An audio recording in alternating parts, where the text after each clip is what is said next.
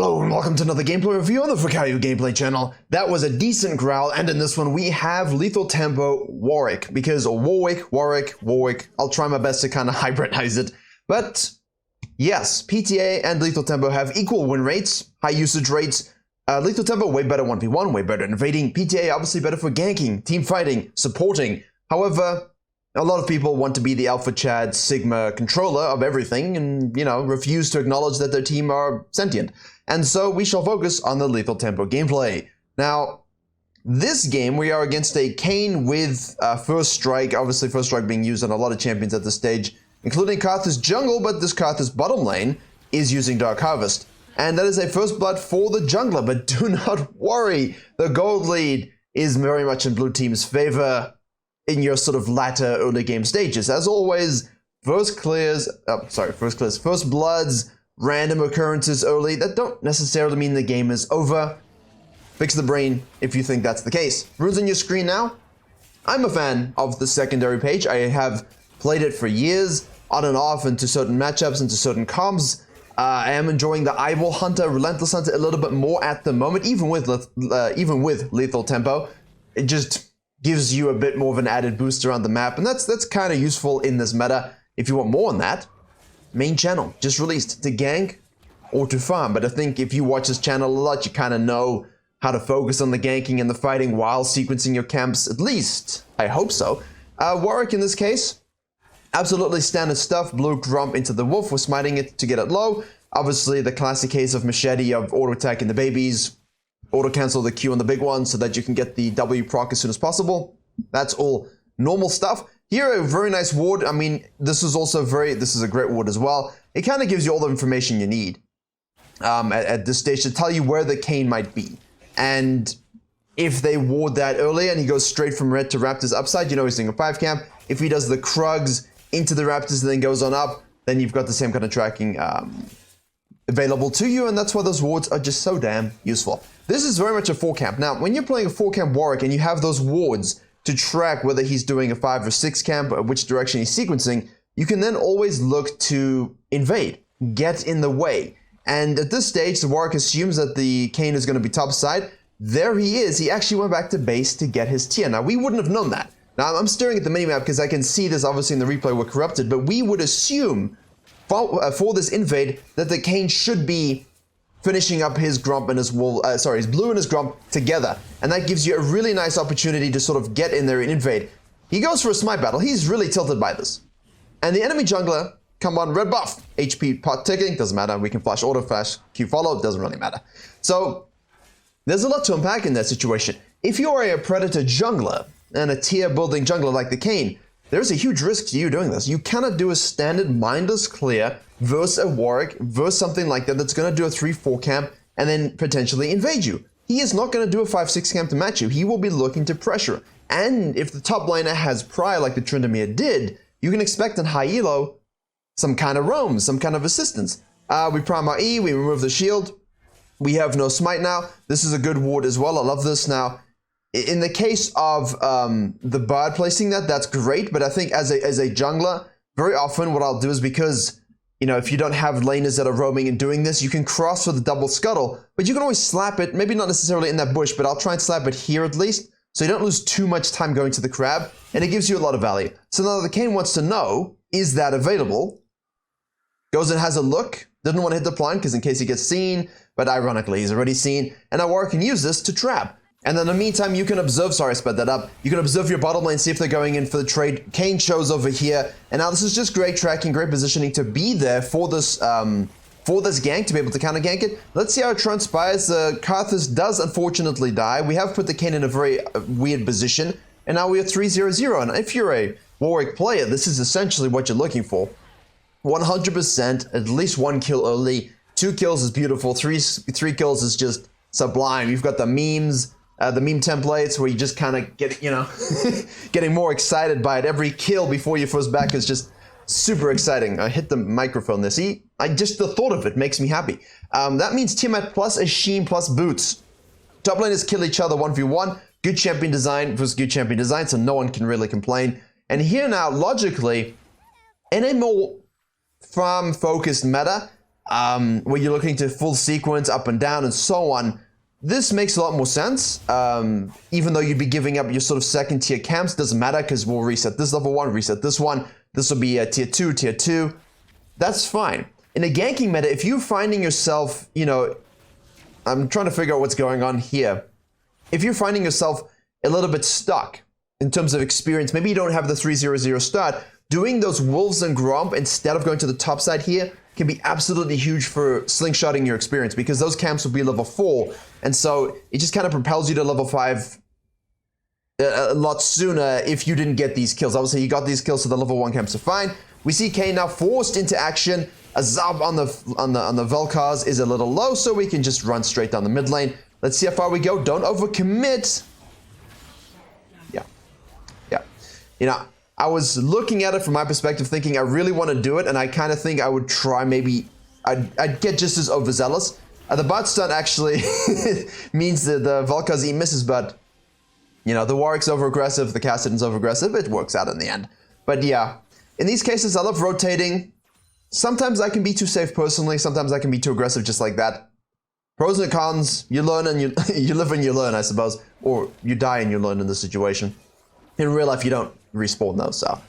Out of base, no point going to the topside crab. You could argue, hey look, topside crab, first RNG crab, I want to suck that. But why? You know, we need to make sure that we take our second spawn wolves and grump, get them off the field. We need to take our blue, we'll get level 6. We can look for a potential dragon and a potential sync up on the bottom lane. You can also potentially invade the red if he shows top lane for that crab, which now, with that visual confirmation we have. So using your lead as a Warwick in this situation is absolutely imperative. If you fall back to farming too much, no. Just self-flagellate, you know, like the monks used to do 500 years ago. Make sure you are punished if you are not pushing this lead. And trust me, if you're losing early games with this lead, it's most likely because you made the wrong reads. I love this. Bot lane's resetting, bot lane's not there, Kane is out of the picture whatsoever. Let's just go bottom lane. Let's make the gank after clearing the blue side. Yeah, blue side. Almost got confused there for a second. I think I wanted to say bottom side and then, you know, the brain switcheroo. Follow this kill up with an objective. And because you know that the Kane was top lane and died, you know he's most likely, and 99%, going to reset for the red. So here, instead of doing if you do the dragon and then gank bottom lane, it's obviously easier for the dragon. Whoa, that was a good Q through E fear combo. However, can we sustain the damage? Carthage shows up. Can we save the Brad? We make sure we take the Tunnel of Destiny. It's not a very long tunnel, and then we can. Beautifully done. Saving that E, holding that Q, waiting for the full commit from the enemy team. It's okay to bide your time. When you're fed, it's not KDA playing, you know, just let the spells be used on your team. As long as you're not, you know, just inherently letting them die and then you die and then nothing happens. Let them use their spells. If it's not on you, it's perfect. And then just play around that. And as you can see, we cleaned it up 5-1-2. And that's because you outstat everyone. And lethal tempo. Kind of useful. That uptime is being nerfed next patch, which means obviously that sucks in these elongated fights where you're sort of not hitting anything. But I think it should still be okay. We'll have to see the final numbers. I don't like to make comments before the final numbers because honestly, you never know until the day of the patch. Sometimes they kind of touch it up or down a little bit. Again, Warwick gives you W activations or passive activations as necessary. Stopwatch is burned, forces the Jhin into our lane. Normally Jhin would just run away. Because we rotate, we can kill the Morgana. We don't get an assist on the Jhin, but we get a proximity assist. You know, like the moral assist of helping our laners. Help push this wave and take yourself a juicy plate. Deserved, and now obviously with this much gold, we should probably look to reset. There's no real need in this situation to fall back to your Grump and Wolves, because now you're sort of wasting that time, and if something happens and you rotate, you got 3,000 in pocket. Don't really like it. We're not really focused on our camps too much. At the very least, this is respawned.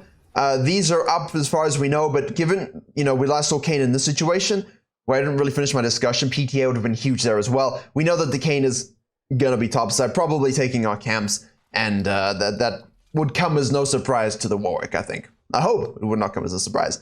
He'll fall back down.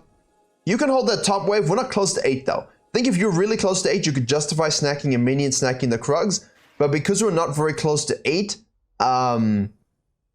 it means we can afford this time to kind of have a look.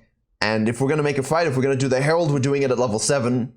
live or die, basically. If you are close to 8, taking the camp and then taking the fight is obviously better, because level advantage and whatnot. But you'll see, you know, the Kayn is level 8. We are level 7, just like in the video I just released.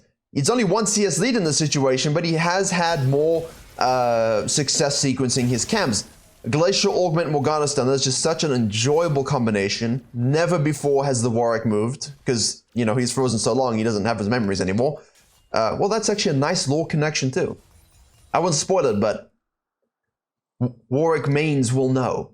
Fall back out of the jungle when there's nothing for us. Now we can do our blue side camps. And now you're keeping your eyes to the minimap the whole time. We're staring, all right? We know that the Kayn was sequencing down. We know that there's no other objective available. We know that if he's not going to gank this right now, he's resetting and probably going to go back to the top side looking for this, looking for this, looking for this. So what we can do in that time is, because we don't really need to spend as a champion with Divine Thunder and Tiamat completed, this is obviously my go-to build as well. It's my Volibear build that I use. I'll talk about that maybe a little bit at the end.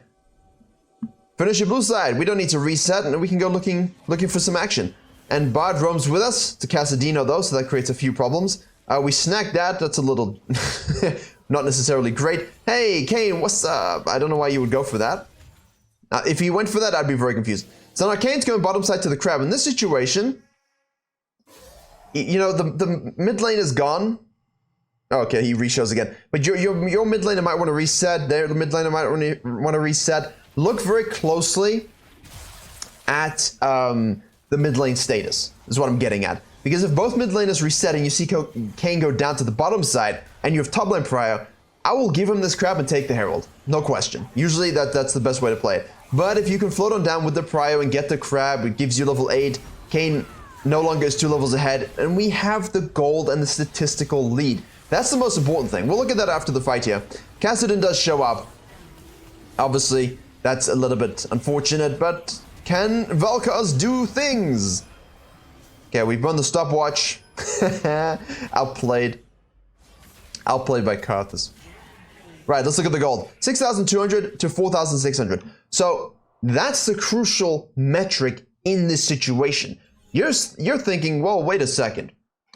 In Season 10 and Season 11, if I was farming a lot, and I was down 2 levels, I probably don't want to take that fight because, you know, we've probably done the same thing sequencing-wise. Yeah, but in a ganking, fighting, objective-focused meta, the gold amount is just as important. And if you have 2,000 more gold, I don't think anyone's really concerned about a Kayn being just 1.5 levels ahead of us. Because as soon as you snack that Herald, you snack the Raptors, you snack the Scuttle, you've caught up at least, so it's level 9 to level 8, and you just have 2,000 gold lead. So I'm happy taking those fights, especially as an early game jungler, especially as a Warwick. So here we hold the mid lane. We see that the Vel'Koz is most likely going to look to solo that blue buff. So what he says is fine, I'll trade offer you into the full minion wave. We're not going to go for that crab, we're going to go for double Drake. But a bot laner dies. And now we say, hello, Monsieur Kayn. No ult available to you, but I do have ult and lethal tempo, so you die. Which he does. Again, I love the rotations. That's why we give celerity and water walking as a baseline for wolf newbies, because being able to see this with your blood scent and then sprint at like 6,000 movement speed to the bottom lane is huge for your map awareness development. And once you sort of understand this concept and you use it well, make sure you flex into the runes based on your matchups. Yeah. Now we have gone for a Q max here. I'm still very much a W max, and obviously with the tempo that there's a synergistic there's cohesion between taking lethal tempo and maxing W, but at the same time, because you inherently have healing and more damage, the lower you go, the lower they go, and so on. Having lethal tempo give you the bonus attack speed means you kind of already have that attack speed, so he chooses to go for the Q max, which obviously then deals more damage, gives us more healing, and so on and so on. I still do prefer the W max just for pure map rotations, especially in the lower elos. And, you know, you don't really need the Q chomp to over-sustain you in these fights. You should have no issue either way. It's really a playstyle preference, 5 and 5, or 3 and 5, depending if you want to go 3W, 5Q, 3Q, 5W. I know a lot of people will still do that, and in high elo there's a lot of variance in that situation, but I'm a W max gamer. This guy's a Q max gamer, and obviously the chomp with a Sheen and Divine Thunder and Titanic it's monstrous. And again, a little bit of a reference to Chimera monster. Nice little float gank there by the Bard and by the Warwick. Again, he's being everywhere. He's keeping it forward now. And this is the crucial thing. We have a huge lead. Keep this pressure. You see where the pressure has been? Always here now. Looking to push the towers and assist in shadow. Not worried about his farming too much. And in the end, because he's held waves, pushed waves, and maybe, you know, taken a little bit too much from our mid laner, we actually have the CS lead. And that's the benefit, you see. In a challenger game, like the one on my main channel that I just released, the Zed is able to get a 40 CS lead in a similar situation. And the enemy jungler, the main protagonist that we focus on, is down 40 CS but has 10 kills to 1, you know? And in Challenger, they'll be able to see those windows to take this camp. So even in Master Tier, you can see, if you get in the way and get in the head of a farming jungler like this, they don't offset your ganking with a lot of farming, even in Master, that is. So think about it in Diamond, think about it in Platinum, Gold, Silver. If you're ganking and farming and sequencing during the downtime and doing all this well, they're not going to suddenly make up 40 CS on you. It's not going to happen. And even if they do, you'd only be down maximum 1 level, 1.5 levels, assuming the lane pressure, and you'd still have a huge gold lead. Like right now, what are we at? 5-8, 8-2. If it was 8-5, that'd be nice synergy, but... Wait around. Kassadin, you're out of position. Okay, that was a little bit of a... too much... That was weird. But that was a little bit of a weird... replay glitch. That was a little bit of a weird E-Prime. Don't think we really need the E-Prime on the Kassadin there. Because you kind of want to save it for afterwards, because you want to chain CC, right? We could have blocked that also. A few little mechanical mishaps going on. Kayn has reached 11. We are very, very close to 11. We get the proximity experience from the Laser of Death. And now we can hold mid lane again. This is where a lot of experience comes through a lot as well, by the way. When you're ganking and fighting, holding waves, pushing waves. Yeah, it's nice. Make sure you're doing that. Laners get frustrated sometimes, but at the same time, you're all dead, so. Gold lead is very close. Kill lead is only 3. You know, this is not as one-sided in terms of objective measurements as it feels, and that's why momentum's such a big thing.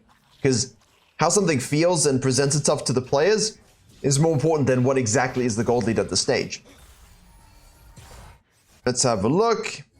Splitting bot lane. Mid lane, Morgana's trying to zone it. We do not have smites, so obviously try and save your Q for the finish of that. What do we have? 800, back to base. Titanic is completed. We do want to continue our dragon control in this meta where dragon souls can be significantly valuable. We want to make sure we secure everything. Now the mid laner and the Karthus will have to fight themselves to the death, although I'd watch that noodle fight, that'd be really funny. They can only auto attack for the blue buff, yeah. Karthus and Vel'Koz have to auto-attack each other on Howling Abyss. No spells, only auto-attacks. Who wouldn't want to watch that? That'd be absolutely hilarious. I mean, it'd be boring after a while, but it'd be funny. Nice collapse there onto the Kassadino. Dragging up again. Look at the positioning. Push the map forward. Out of position because he feels like he needs to contest this dragon. The Kayn goes deep inside. Doesn't like what he sees from Warwick whatsoever. Sheds a tear for the pain that he's endured as a being, let's just say. I would pull this out a little bit, but at the same time, I'm quite comfortable Q-smiting this. Should be able to Q-smite this, but again, yeah, pull it out a little bit. Zone with the Vel'Koz, make sure you're tanking it. TP is activation from the Kassadin. Bard is now zoning. Karthus is arriving. We don't want to play too much, you know, because you are tanking everything. This is the thing. You don't want to play too much, and he's able to sustain enough with the Q-bite and then able to smite it, but sometimes you just want to burn it. I don't like flirting too much with it, but you're also buying time. So if you take this, and Tryndamere can now exert pressure topside, that's also good, you know? But you don't want to give shutdowns too much. In this case, what do you guys think? I mean, against the Aurelia, yeah. I mean, we reverse blue Kayn, not Rost, so that's... Kassadin's not really gonna heal. Nice item combination. Jhin isn't really... you know, I'm not... In this case, I don't really feel it's gonna provide as much value as people would think, and I'm much more of a, you know, standard build. Do your Deadmans and your Spirit Visage as a default. It's a Volibear build that I came up with. For Volibear, it was a new thing. For Warwick, it's obviously standard. but just do that. And then for the final item, a lot of choice, but Demonic's Embrace.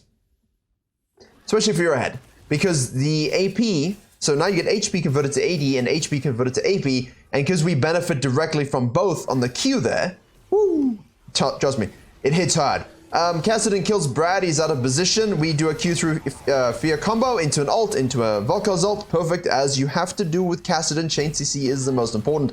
And now we have an exhaust on the Aurelia. We were going to fight it, then we turn it because Morgana presses the button. We dodge the Q binding, that was very nicely done. We prime our E, trying to get close enough, but she's Black Shield anyway. And now they're disengaged, and we have to disengage ourselves. But because Aurelia is dead, because Kassadin's dead, and because on the bottom side we see here a dead Kayn to the Tryndamere, fidget spinner for the win, you can just two-man the Baron. And Morgana once again is going to run interference, and Morgana running interference is extremely annoying. Vel'Koz, please assist us. Bard will rotate over, you can stay on it, but you do have to be very cautious. If they do come, it's best just to turn. Now at this point, I'm pausing it because a lot of you will be in the same situation. Just do the Baron. But at the same time, if you physically cannot burn it fast enough, okay, because you don't have a quintessential AD, in fact, you don't have any AD, literally, it's best just to turn and get numbers advantage, because if you can turn, kill, get numbers advantage again, Kayn was the last one to die, there's no TP available, you should be fine. You should be absolutely fine to do it again. So I think that's definitely a better play, which is why I'm saying, as soon as you see the Jhin come through, Vel'Koz has very little mana, actually no mana at this point. It makes things more difficult. Definitely makes things more difficult. Now we're forced to leave because... Ooh. Sorry, Sushi. But Tryndamere has pressure here. The issue here is resources. So, they are quite low though. Oh. Every one of us who mains this champion felt that pain of the Morgana Q. Oh. You have them and then you don't. Steal some counter jungling. Watch for the L9 gamer. Nice slow there. Let's leave. Bye. Problem is you risk throwing the Baron now in the other direction. Because you've been out so long. Okay. Kayn out of position. Nice ult into an ult. Saves his E. And then he can flash activate it on the Kayn. And now they can kill it. And now you can do it. And you're probably thinking, well, how long should we stay out in this situation? Well, if you're Warwick and you have this itemization, don't really have that much gold in the pocket, it's fine. Just let your team play around. You make the picks. You don't feel the need to go back to base. It was good. That's better. Could have done that more cleanly, but you know, we'll take the Baron. We will give away that Scuttle Crab because we're generous. And then we have Spectre's Cowl and Kindle Gem. Yeah, versus the Kassadin and the Morgana who are providing the most issues, 100%, that's great. So if you're going for the Deadmans and you buy the Chain Vest, and then you see this kind of game state, and you're kind of focusing the Kayn, you're focusing the Aurelia, you're not going to be getting a lot of that damage against you, which means you're going to be absorbing a lot of magic damage from Kassadino. It's good to buy that as well. You can't really afford to wait until Deadmans is finished before you buy magic resist in this game. Boots, Merc Treads, obviously fine. You can go Ionian if you still wish to do that. But resistance boots are great on Warwick as well. Dragon Soul is upcoming. It is a fire drake, which we want to give none of to the Kassadin. And obviously Soul is brilliant on the Karthus. Well, everyone. It's brilliant on everyone. Morgana, why are you here? Okay, Warwick ult missed, finally. Thought this wasn't going to be a true game until they missed it. You have to miss one a game. It's the rule. Kassadin going way too deep into the Karthus and the Vel'Koz who are peeling each other. Gale Force is used to avoid the bot ult. That's Soul, baby. That's Soul. Keep letting your split pusher apply pressure. And that's the thing. Split pushes in low elo don't apply the right amount of pressure. For example, he will be not splitting right now when it's good to split. He will split when they're dead or they're not able to match. The Tryndamere is splitting whenever something else is happening, which means they're forced to give something up or to try and 2v1 him. So even though his KDA is terrible, his split push pressure has been immense. And the rest of his team has played around it perfectly as well. Right, standard stuff at this point. Okay, don't want to be caught out too far from home at this stage either. Make sure we do a little bit of peel duty because obviously if your backline gets killed, you don't have the damage to kill Kassadin. And you need the Vel'Koz and you need the Karthus. It's unfortunate that you have a Karthus and a Vel'Koz. Fortunately, we have penetration items.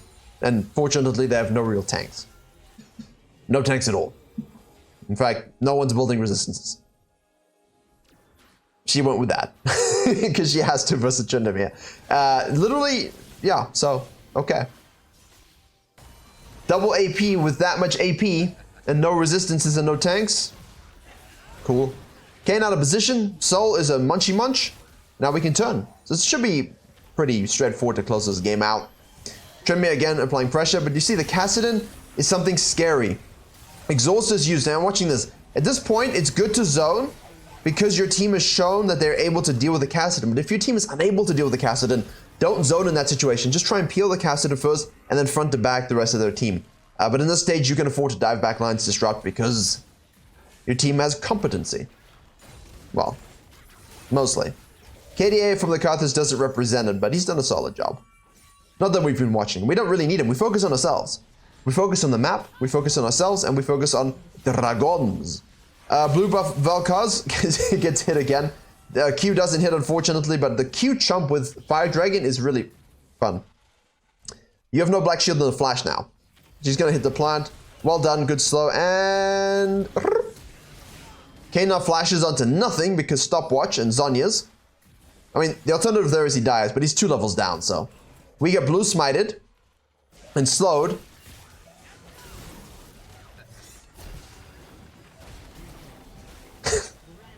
There we go. There we go. Kassadin's out of position. Now, at this point, sorry, that was a little too fast. I wanted to fast forward to the next phase, but it happened a lot quicker than I thought. At this point, with the lethal tempo, you do have more than enough damage to handle him, and that's where the soul is pretty big. But in games where he's ahead of everyone else, you might not, so pay attention. Okay, at this stage, I would like to see us maybe reset, but at the same time, our whole team is joining us again. If we reset now, we're behind everyone else. You know, bounties are active, but we can't really do anything. You know, Valkos is taking Raptors, which no point, it should be just joining our team. You can always fall back to Raptors afterwards, unless, of course, he just got a level. Doesn't look like he did, he was already 16, so no point. We gotta wait for the tournament before we make too much of a play. So we could have... That was a weird cue. We could have easily reset at this stage, finished off our items.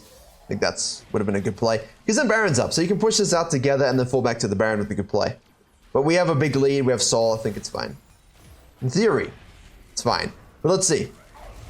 You have to remember at this stage...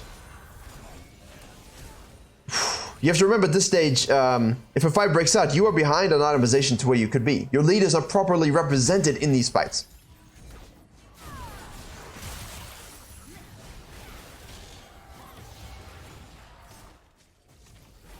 See?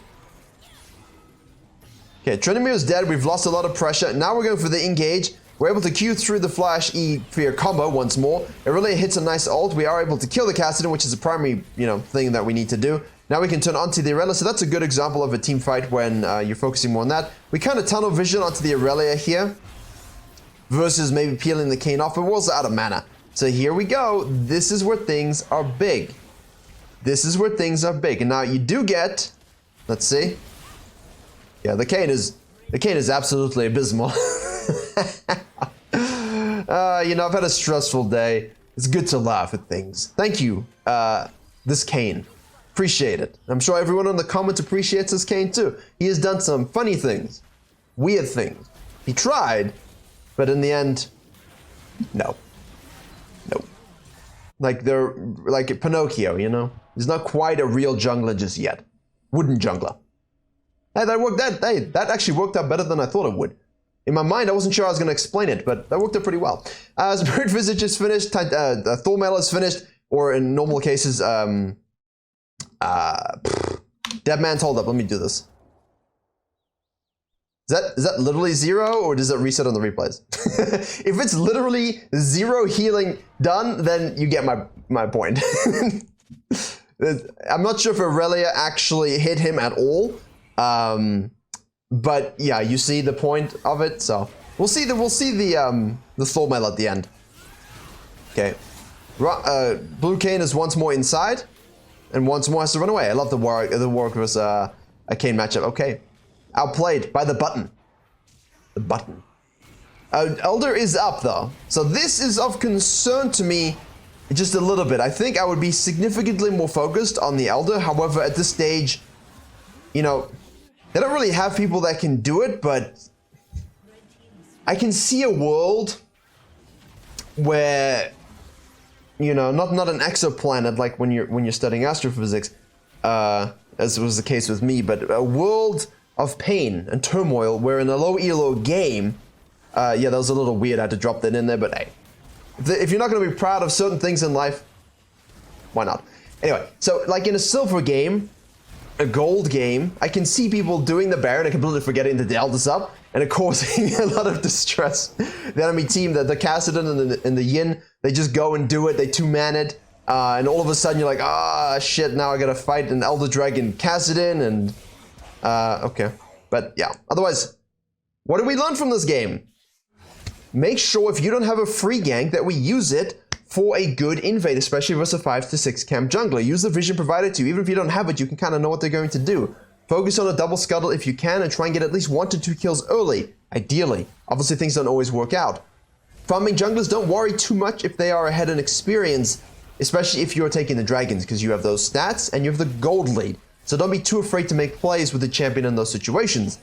Make sure you're pushing the map, keep it control, team fight properly, whether it's peel, dive, or engage. Warwick can do absolutely all of it. I love this build with the Deadmans and the Thornmails if it's really necessary, and I do personally enjoy finishing off with a Demonics Embraced. Lethal Tempo, if you want, PTA, if you want. There's no right or wrong. W-Max, Q-Max, there's no right or wrong. I love this champion. Thank you very much for watching. Thank you very much for watching. Hope you enjoyed and learned something. Please do like, share, and comment if you did. I will leave the weird noise effects in there. Subscribe to this channel, subscribe to the main channel, and as always, I will see you all in the next video.